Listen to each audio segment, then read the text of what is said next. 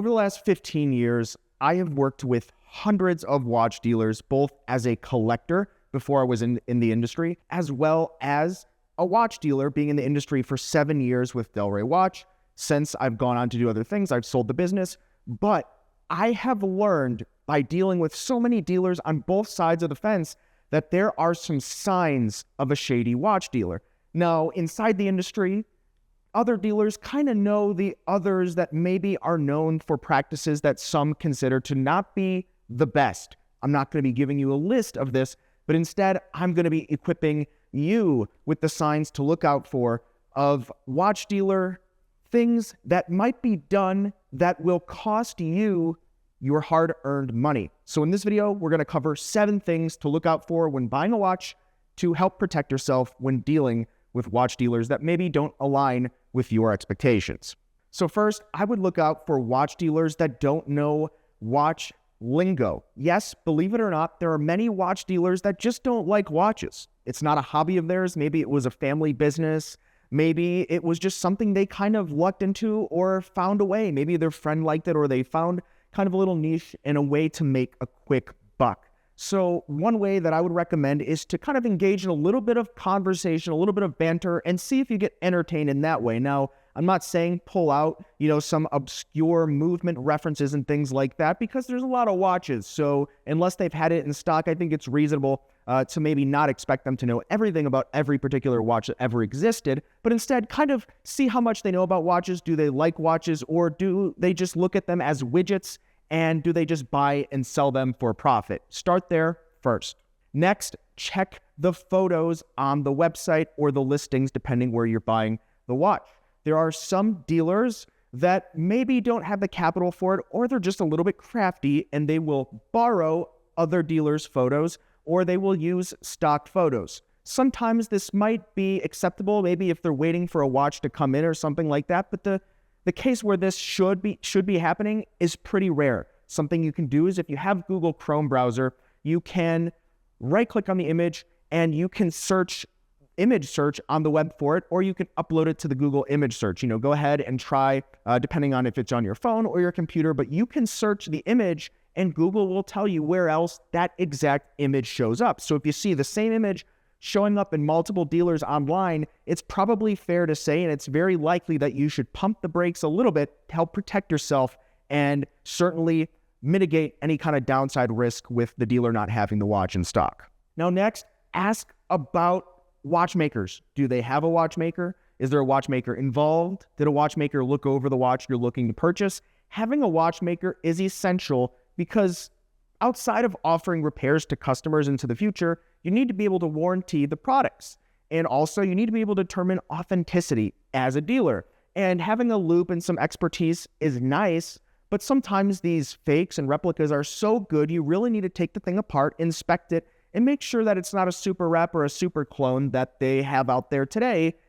You really do need to look at the watch under that kind of scrutiny to make sure that the watch is good to go into the future, not only for timekeeping and serviceability, but also the authenticity. So look out, do they have a watchmaker, or do they at least have some type of consistent ability to service, repair, and review the watches with a technical expert?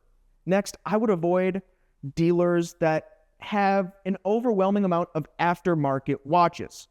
Dealers that tend, and this isn't always, but this is a bit of a trend, dealers that tend to stock a lot of aftermarket watches don't really care as long as the person buying it likes the watch. Let me explain this another way. It doesn't really matter to them how legit that particular watch is or what they consider it, because as long as someone likes it and they're happy, that's kind of probably where they're more focused on, as opposed to, hey, this watch is all original. So if they have a lot of aftermarket watches in the case and they're not maybe known for that type of customization, I would consider this along with the other factors, and maybe there's a little bit more to look at with this dealer behind the scenes past this one. Next, consignment. This is something, if you've been in the watch community for a while, especially the last 2 years, this has been something that has been a bit of buzz, and there's been a lot of talk about consignment. Now, at Delray Watch, we never really took consignment super rare with watches that maybe were very expensive. We didn't want to stock them because they were niche. We didn't really think there would be a buyer out there. And so in these kind of situations, that is common, right? Someone has some super rare, very expensive watch and the dealer's like, hey, I don't want to stock this. If I had to stock it, I'd have to pay too little because I just don't know that I'll find a buyer. It wouldn't make sense to stock it. I can move other watches quicker. So if dealers are pushing for consignment for blue chip brands, things that move quick, anything from Rolex Submariners to Daytonas, if there's a push to take your watches in on consignment and they're just quick movers, that would be something that I would kind of caution you on just to look a little bit further. Once again, not saying exactly that they're trying to do something here, but when you consider all things and you want to make sure that you protect yourself, especially doing things remotely over the internet, it's always good. Kind of look at the consignment thing a little bit closely and, make sure that you are making the decision that's right for you.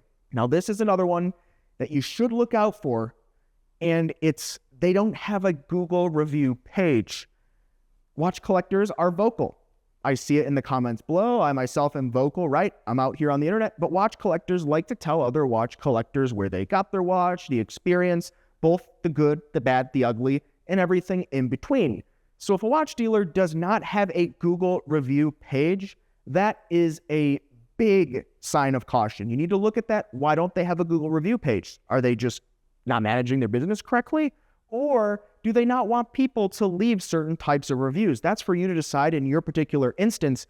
But I would, even myself, before I spend hard-earned money with a company, I want to review the Google review page and see what do the best customers say with the highest reviews and also the lowest reviews, and make my own decision based on the experiences of others. Take it all with a grain of salt as well, but that's where I go absolutely first. Check the Google reviews. Now, lastly, I would caution anyone working with a dealer that has these overwhelmingly persuasive sales tactics, right? Think kind of like old school used car salesman. I don't mean that in a derogatory way, but think of kind of like these old school high pressure sales tactics.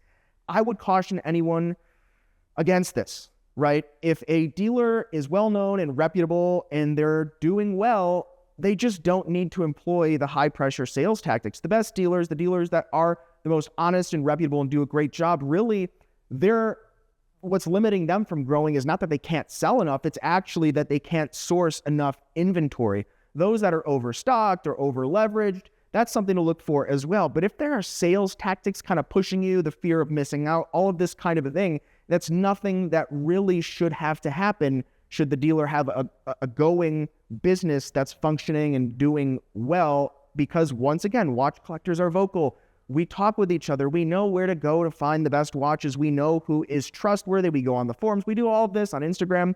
You get it. So if there's weird sales tactics or pressure, I would avoid that, or at least kind of take a step back and review the situation, because if a deal is also too good to be true, it's likely for a reason it's too good to be true. So guys, all in all, I think it's fair to say, or more than fair to say, use your gut instinct. Take these 7 things that I've shared with you as a longtime expert in the industry and a fellow collector. I've been burned sometimes, and I've also scored some great deals. So please take these things to heart. Consider them in the future when you're looking for who to buy a watch from. Remember, use that gut instinct, and also ask your fellow collectors. So many of us out there, and also leave in the comments below, Instagram, Red Bar meetups, find fellow collectors and work with the dealers that are trusted, even if it costs a little bit more, because losing money costs a whole lot more. Thanks again, guys. We'll see you next time. You've been chatting with John P.